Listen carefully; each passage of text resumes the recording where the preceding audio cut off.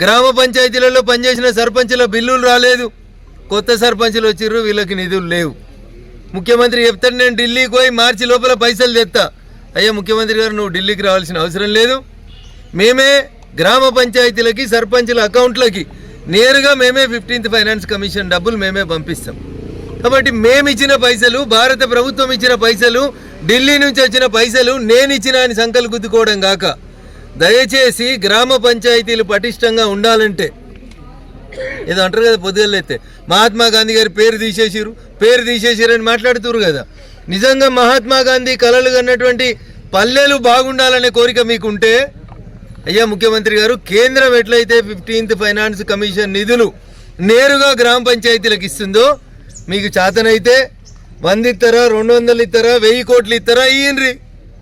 బట్టి గారు పెట్టిరు కదా 2.5 లక్షల కోట్ల బడ్జెట్ పెట్టిండు. 2.5 లక్షల కోట్ల బడ్జెట్లో ఒక్కొక్క పంచాయతీకి 10 లక్షలు, 12,000 పంచాయతీలు ఉన్నాయి. 12,000 పంచాయతీలు ఇంటూ 10 లక్షలు లెక్కేస్తే 1,200 కోట్లు కూడా కావు. గివి ఇయ్యండి ముందుగా చేతనైతే.